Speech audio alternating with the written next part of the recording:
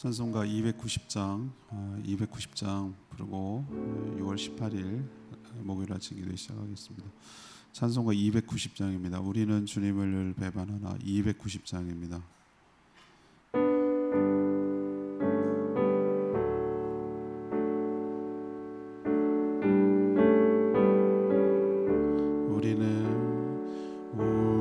우리는 주님을 늘 배반하나 내 주 예수 여전히 날 붙드사 그 참 되신 사랑을 베푸시나니 내 영제여 주님을 곧 따르라.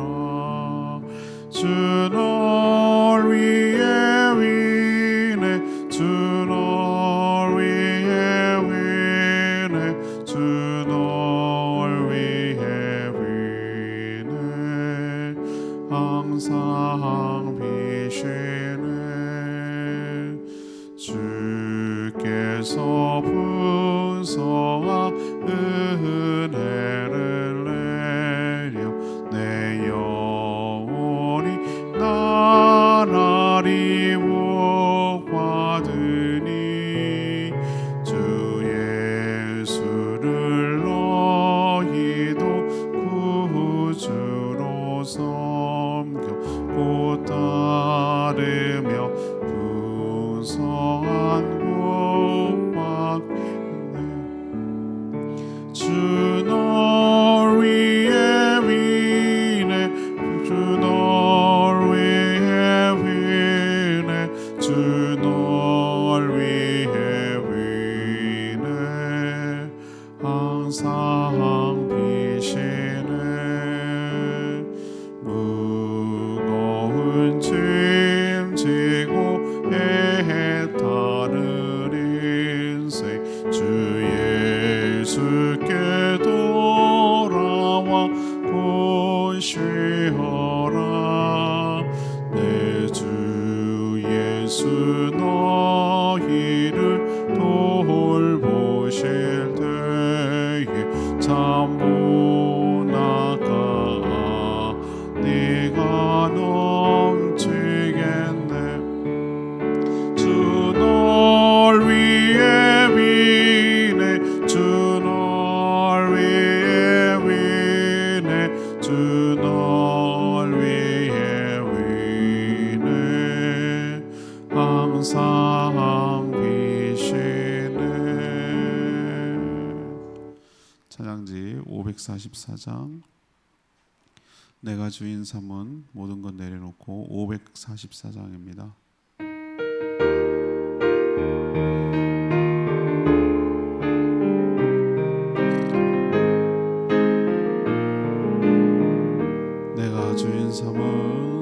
내가 주인 삼을 모든 것 내려놓고 내 주 되신 주 앞에 나가 내가 사랑했던 모든 것 내려놓고 내 님만 사랑해.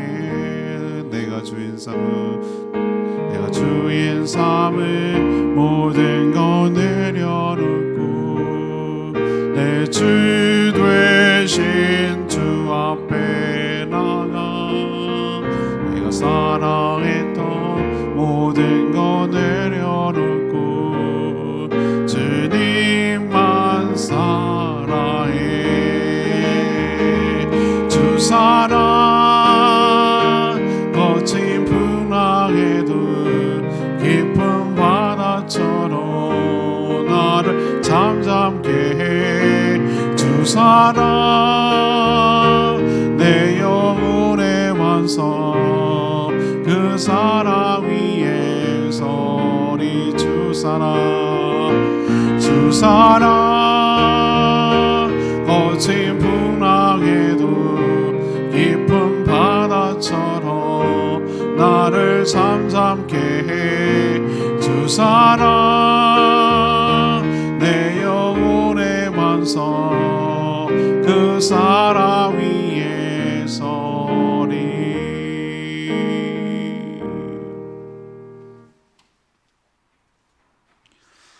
하나님 말씀 예레미야 2장 29절에서 37절까지 말씀 교독하겠습니다.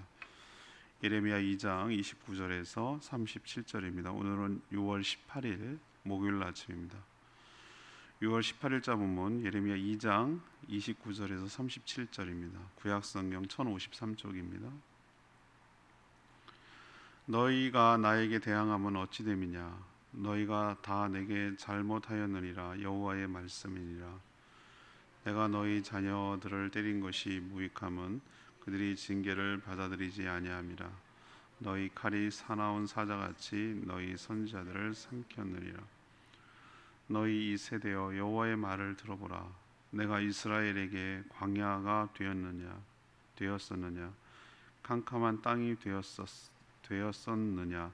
무슨 이유로 내 백성이 말하기를 우리는 노였으니 다시 주께로 가지 아니하겠다 하느냐?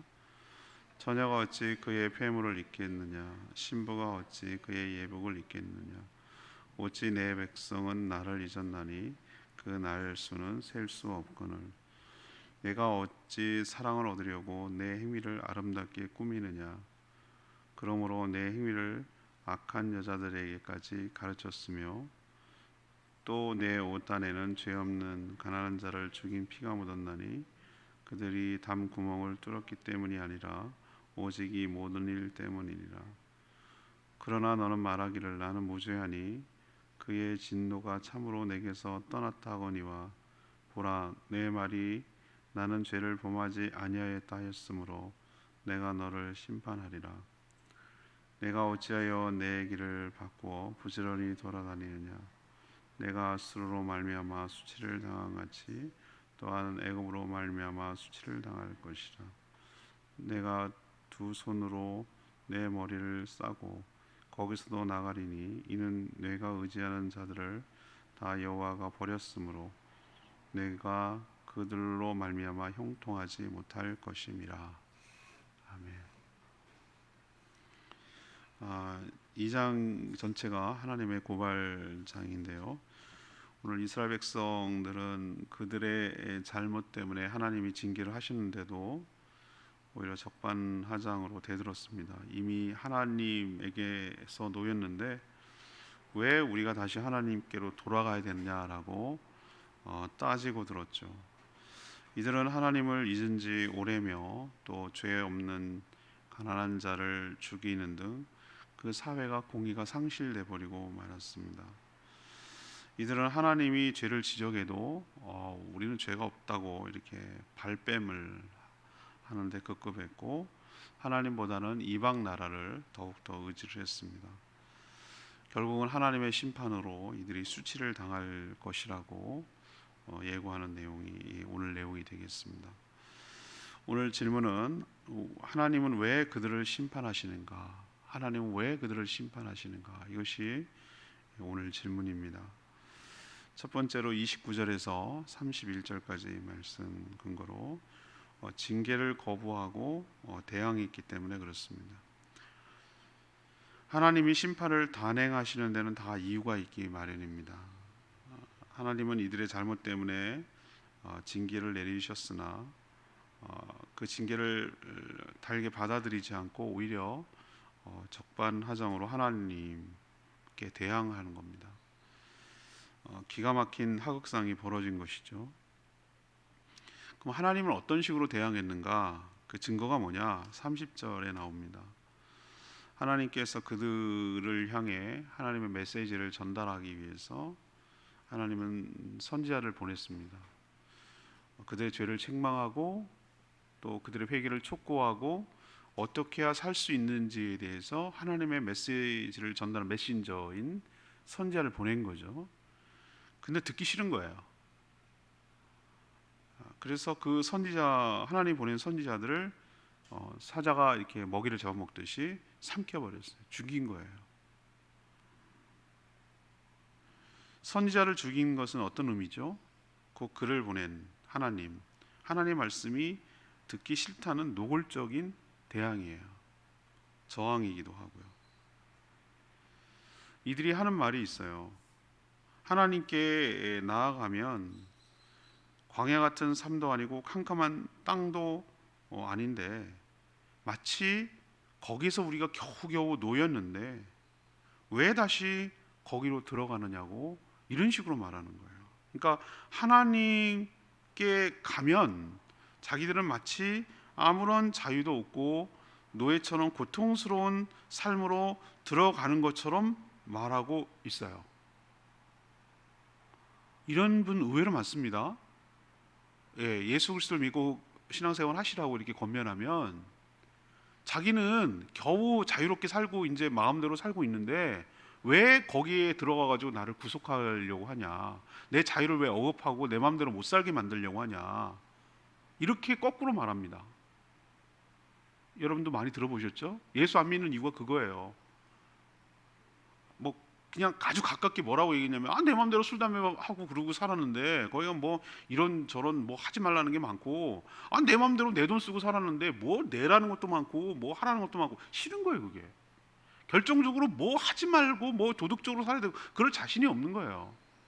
그러니까 뭐라고 핑계를 대냐면은 여기가 자유다, 거기 가면은 난 숨 막혀서 못 산다, 그런 식으로 이렇게 얘기를 하는 거예요.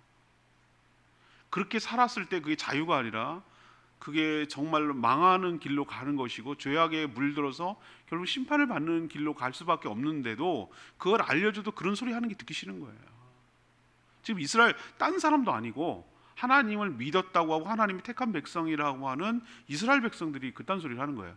그래서 어제 묵상하고 그제 묵상한 것처럼 하나님께서 선지자를 보내서 회개를 촉구하고 그렇게 살면 어떤 결과가 초래되는지를 예고하고 경고하고 하는 것이 듣기 싫으니까 계속 그렇게 얘기하니까 그렇게 말하는 선지자를 죽이는 거예요. 하나님은 그것을 두고 뭐라고 해석을 받아들이고 오늘 얘기를 하냐면은 하나님께 뭐 했다? 대들었다. 징계를 거부하고 대항한 것으로 간주하는 거예요. 죄를 더 덧붙인 거죠.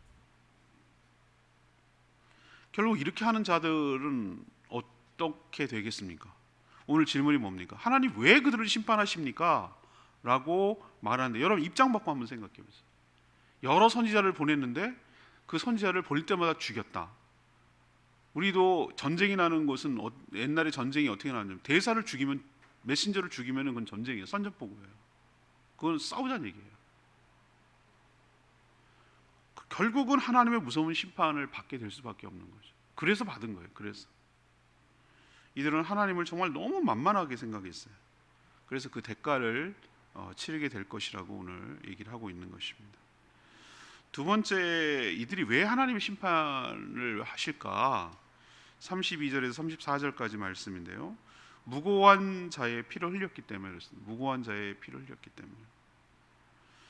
동서고금 어느 사회든지 이 영적으로 타락하면요 항상 따라오는 게 있어요. 그 여파가 그냥 영적으로 타락해 그걸로 끝이 아니라는 거예요. 반드시 도덕과 윤리가 망가져요. 그러면 도덕과 윤리가 타락하면 어떻게 됩니까? 그 사회가 공의가 사라져요. 옳고 그름이 없어져 버려요. 짐승 같은 삶을 사는 거예요. 뭐가 옳고 그름인지가 없어요. 그래서 사회적 죄악으로 나타나게 돼 있어요. 영적 타락이 반드시 어디로 연결 현상으로 나타나냐면은 사회적 타락으로 일어나요. 그래서 약자가 보호받지 못하고 강자의 정글 법칙에 따라 움직여 나가고 힘없고 약자들이 손해를 보고 억울한 죽임을 당하고 이렇게 되는 거예요. 이게 바로 영적으로 뭐예요? 피폐해지고 타락하면 이런 현상으로 증상이 나타난다는 거예요. 병은 따로 있지만 아니 우리 코로나 걸렸다고 해서 그 자체가 무슨 하는 거 아니잖아요. 걸린 걸 어떻게 알아요? 발열이 되고 인후통이 일어나고 몸살이 나고 그건 증상이죠. 그 원인이 여러 가지란 말이에요. 열이 나는데 수백 가지가 이유가 있단 말이죠. 근데 도덕적으로 영적으로 타락하면 나타나는 증상 중에 하나가 이 사회적 공의, 사회의 공의가 사라져 버린다는 거예요. 이스라엘 나라 자체가 이미 여러 우상들, 그 성읍, 어저께 마지막 문장이 뭐였으면 묵상한 게 너희들의 신들이 성읍 숫자만큼 같도다. 그러니까 얼마나 많다는 얘기예요. 성읍이 얼마나 많겠어요, 그죠? 그 정도로 많이 우상을 섬기고 있었다는 거죠. 제주도 1만 8천 신을 섬긴다고 하는 것처럼 동네마다 시골에 가면 곳곳마다 제가 갈 때마다 느끼는 건데, 본향당, 그 신주를 모시는 그것이 나무마다 걸쳐 있어요. 성당지역 뭐 이런 데 가면은 뭐 그 노랗고 빨갛고 뭐 그 색 이렇게 선으로 해놓고 거기다 비나이비다 그 다 있단 말이에요. 신주 나무 같은 게 있다. 그 정도로 그 이스라엘 택한 백성인 이스라엘 나라 땅에 산 꼭대기 산당이 있었고, 나무 푸른 나무마다 사시사철 푸른 나무마다 우상 숭배의 현장들이 있었어요. 마치 우리의 본향당처럼. 얼마나 많으면 그랬겠어요. 이렇게 우상 숭배에 완전히 빠져서 손을 어떻게 쓸 수 없는 지경에 이르렀는데, 하나님은 언약에 따라 그들을 한순간도 잊지 않으셨어요. 하지만 그들은 하나님을 잊은 지 오래였습니다. 이들의 죄악은 자신들에게만 국한되는 것이 아니라 악의 속성상 33절처럼 그 주변까지 점차 악으로 물들게 만들었어요. 제가 늘 비유하고 표현하는 거 있잖아요. 감귤이나 감자나 뭐 이런 거 놔둬 보세요. 손도 안 댔어요. 내가 뭐 썩어라 그러고 뭐 병균 내가 거기다 집어넣은 거 아니에요. 근데 가만 내버려 둬요. 내버려 두면 어떻게 됩니까? 시간이 지나면 어느 하나가 썩으면 하나만 썩느냐 이거예요. 내 말은 걔가 뭐가 문제가 있어 썩는다 치고 걔만 건들지 않아요. 멀쩡한 것까지도 다 전염시키고 곰팡이 나고 버리게 만드는 거예요. 이게 죄의 속성이에요. 죄는 혼자 있는 게 아니에요. 죄는 퍼뜨려요. 전염시키고 오염시켜서 주변을 통째로 망가뜨려서 어떻게 암세포랑 비슷해요. 퍼지게 만들어서 어떻게 손을 쓸 수가 없고 자폭하게 만들어요. 자폭. 암의 끝이 뭡니까? 자기가 그렇게 되면은 이 생물체가 죽으면 자기도 죽는다는 걸 알면서도 죽을 때까지 자폭시키는 거예요.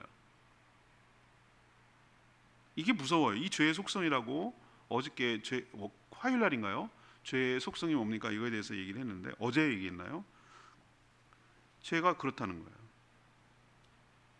악한 행실을 다른 자들에게 가르칠 지경, 이게 전파력이죠. 이들은 이미 하나님의 말씀을 전하는 선지자들을 칼로 죽였고, 30절에 이것도 부족해서 죄가 없는데도 가난하고 힘이 없다는 이유만으로 34절에 보니까 무고한 자의 피를 흘려서 그 피가 그들 옷에 묻었다는 거예요. 그 죽은 자는 도둑이 아니었어요. 어떤 무슨 잘못을 해서가 아니에요. 아무 잘못도 없는데도 불구하고 자기 이익을 위해서 힘없고 연약한 자들을 죽인 거예요. 이게 바로 그 사회가 영적으로 타락하니 사회적 타락으로 이어졌다는 증거라는 거예요. 앞에는 뭡니까? 하나님의 말씀을 듣기 싫으니까 선지자들을 죽이고, 두 번째는 뭡니까? 자기의 이득을 위해서 힘없고 연약한 자들의 피를 흘리고 죽이고 그것을 착취하고 갈취하고 빼앗고 이렇게 되는 거예요. 이게 바로 하나님의 심판을 자초하게 만드는, 하나님의 심판할 수밖에 만드는, 이걸 그대로 놔둘 수는 안 되는, 계속 퍼져나가니까 암세포를 도려내고 외과적 수술을 감행해야 되는 그런 지경에 지금 이르는 것을 얘기하고 있는 거예요. 결국은 이들의 이런 죄악성을 볼 때 하나님이 심판을 하지 않을 수가 없다라는 것을 우리도 동감하게 만드는 그런 일이 있습니다. 우리도 비슷할 수 있다는 거죠. 이 세 번째 얘기는 35절에서 37절까지의 말씀인데요. 왜 하나님이 심판을 내리신가? 그래도 기회가 있었어요. 근데 진정으로 회개하지 않았기 때문에 하나님의 심판이 임하는 것이죠. 이스라엘은 이토록 죄가 명백한데도 이들은 말하기를 자신들은 죄를 범하지 않았다라고 끝까지 주장을 하는 거예요. 35절에 뭐예요? 너는 말하기를 나는 무죄하니 그 진노가 참으로 내게서 떠났다, 이렇게 얘기를 한다. 나는 범죄하지 않았습니다, 이렇게 얘기하는 거예요. 아니, 법원 다 가보세요. 포장마차 다 가보시라고. 전부 다 자기가 다 피해자지 가해자는 한 명도 없어요. 어쩔 수 없었다, 뭐 제가 잘못한 거다, 난 아무 잘못 없다, 다 자기가 아무 잘못 없다. 분명히 문제는 있는데 뭔가 잘못되었는데 현상은 아무도 잘못한 사람이 없어요. 자기 책임을 안 지려. 농담삼 그러잖아요. 옛날에도 그런 게 있었어. 나는 길바닥에 주는 새끼 알죠? 옛날에 집으로 만든 거 그거 주워왔다. 그게 뭐가 그렇게 문제냐. 근데 그 새끼를 주워왔는데 그 새끼 그때 소가 딸려오더라, 이렇게 얘기하는 거예요. 무슨 말인지 아시겠죠? 이런 식이에요. 이런 식. 그게 소도둑이라고 그러는 거지 뭐. 그 새끼 도둑이라고 그러나? 그걸 소도둑이라고 그러는 거예요, 남들은. 그런 식으로 변명하는 거예요. 이처럼 모든 죄인들의 특징은 자신이 죄를 짓지 않았다고 변명하고 합리화하고 발뺌하고 부정합니다. 상황과 환경이 자신을 그렇게 만들었기 때문에 자신들도 피해자라고 주장하는 식이죠. 하나님은 예레미야 선지자를 통해서 이 조목조목 그들의 죄악을 지금 고발하고 있어요. 그들의 가장 큰 죄는 하나님을 버린 것이에요. 그것이 우상 숭배로 증명이 됩니다. 또 무고한 피를 많이 흘렸어요. 사회적 악을 저지른 거죠. 하나님을 의지하지 않으니 위기 상황에서 다른 강대국을 의지하기 시작한 것이죠. 그래서 바벨론의 위협 앞에 아수르를 찾고 애굽을 찾기 시작했죠. 하지만 하나님은 이 모든 시도에도 수치를 당할 것이라고 예고를 했죠. 하나님은 자신은 무죄라고 주장하는 그 죄 때문에 심판하신다는 거예요. 35절에 있는 말씀 그거예요. 이 아이러니하죠. 하나님 왜 심판합니까? 자신들이 잘못했습니다, 내가 죄인입니다, 하나님 용서해 주세요라고 진심으로 뉘우치고 회개하면은 하나님께서 그것 들으시고 용서해 주시고 처리할 텐데, 심판을 당하는 결정적인 이유가 그들의 죄를 지적하고 잘못을 조목조목 얘기했는데 그럼에도 불구하고 발뺌하고 나는 아니라고 그러고 죄 없다고 그러고 이렇게 하니까 35절 표현대로 그렇게 말함으로 죄가 없다고 하였으므로 내가 너를 심판하리라. 이 얘기는 뭐냐면 그 회개하지 않기 때문에 결국은 그것이 심판의 원인이 되고 말았다라는 것이죠. 회개란 이처럼 자신의 죄악을 실토하고 시인하며 하나님께 용서를 구하면 살 길이 있는데 끝까지 거부하고 아니라 그러고 변명하면 하나님의 심판을 면할 길이 없다라는 것을 우리에게 보여주고 있는 줄 압니다. 37절이 레마의 말씀인데요. 내가 의지하는 자들을 나 여호와가 버렸으므로 내가 그들로 말미암아 형통하지 못할 것임이라. 하나님의 심판은 아주 철저하게 이루어지는데요. 이스라엘이 하나님을 의지하지 않고 이방 강대국을 의지했는데 성공했을까? 그렇지 않다는 거예요. 하나님은 그들이 의지하려는 그 강대국, 너희들이 의지하고 있는 그것들을 어떻게 했다고 그랬어요? 버렸다고 그랬어요. 그래서 그들의 이스라엘의 기대처럼 형통하지 못할 것이라고 했어요. 인간은 하나님을 피해 어디로든지 도망갈 수가 없어요. 이 사실을 속히 깨닫고 돌이켜서 하나님께 항복하고 돌아와야 되는데, 빨리 돌아올수록 은혜가 넘치는데 썩은 동아줄을 붙들고 하나님 버리고 그것을 붙들고 의지했던 그걸 하나님 이미 버린 줄도 모르고 그거 의지하고 붙들고 있다가 나중에 처참하고 비참한 꼴 당한다 얘기예요. 우리 얘기하는 거예요. 우리 얘기.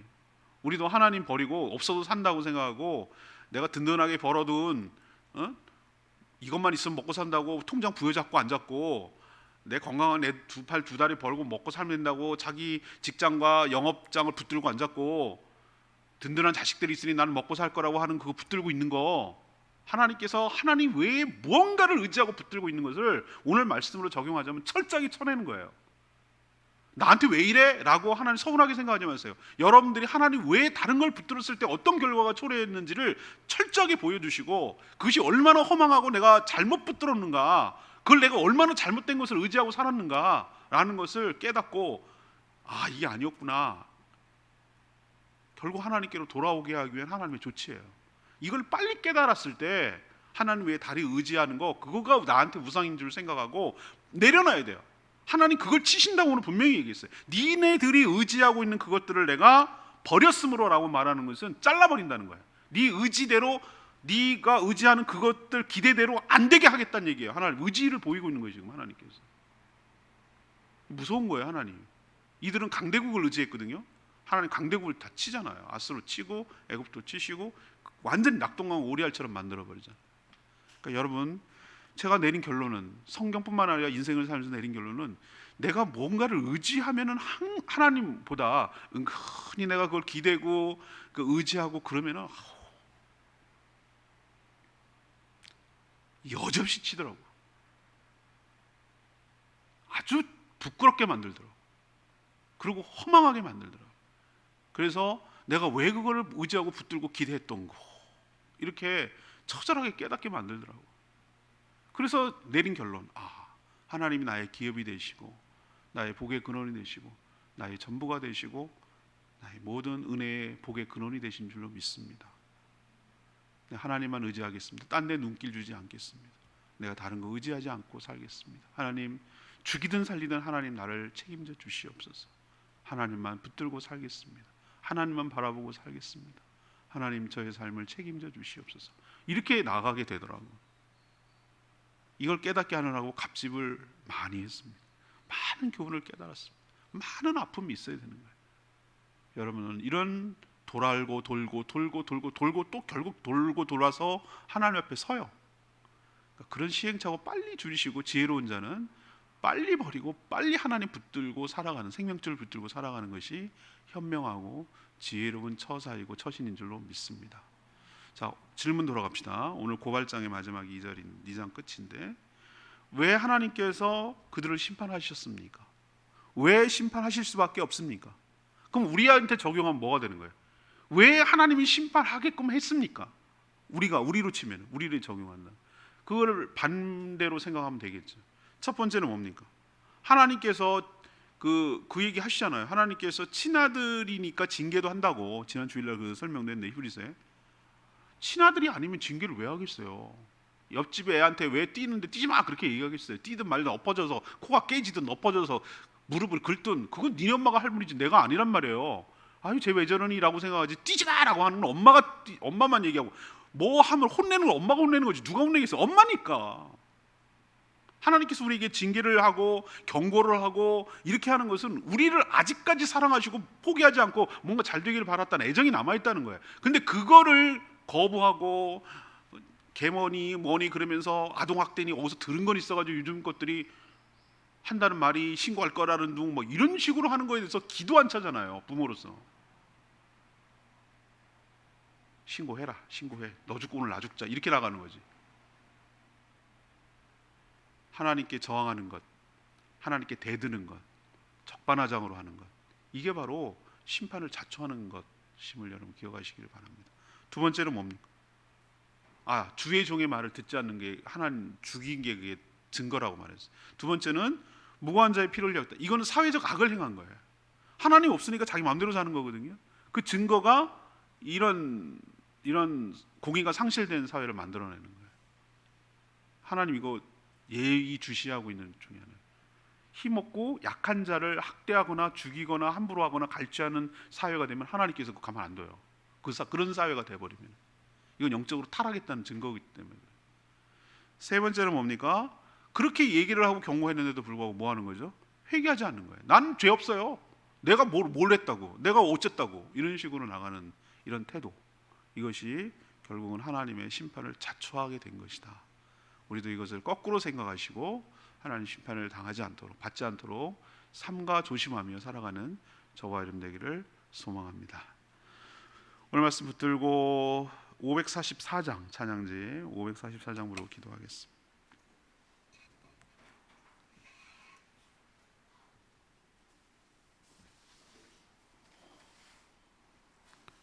찬양지 544장입니다. 내가 주인 삼은 모든 것 내려놓고, 네, 그렇습니다.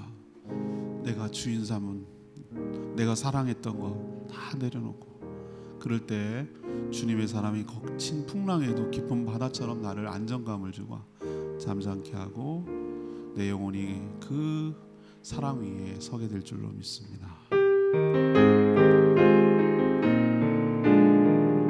내가 주인 삼은 모든 것 내려놓고 내 주 되신 주 앞에 나가 내가 사랑했던 모든 것 내려놓고 주님만 사랑해. 내가 주인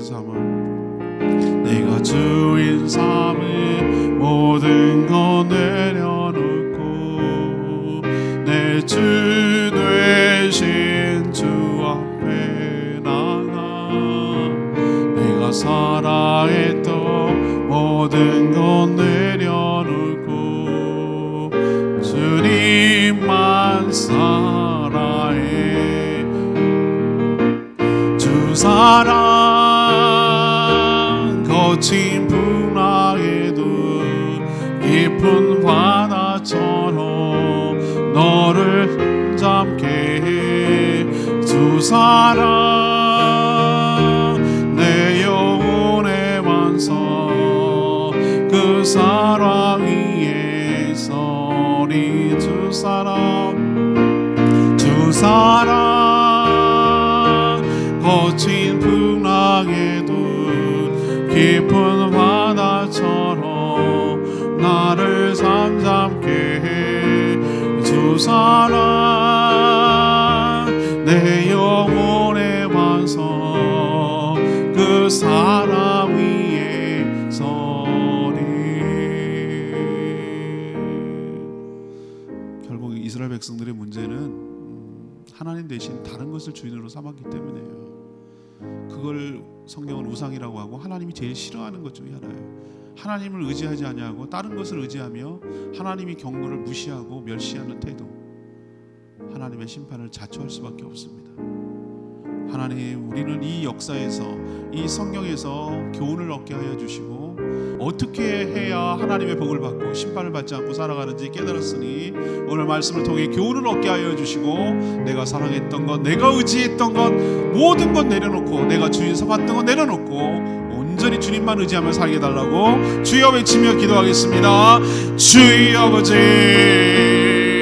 내가 주인 삼을 모든 것 내려놓고 내 주 되신 주 앞에 나가 내가 사랑했던 모든 것 내려놓고 주님만 사랑해. 주 사랑 거친 풍랑에도 깊은 바다처럼 나를 잠잠게 해. 주 사랑 내 영혼의 완성 그 사랑 위에 서리.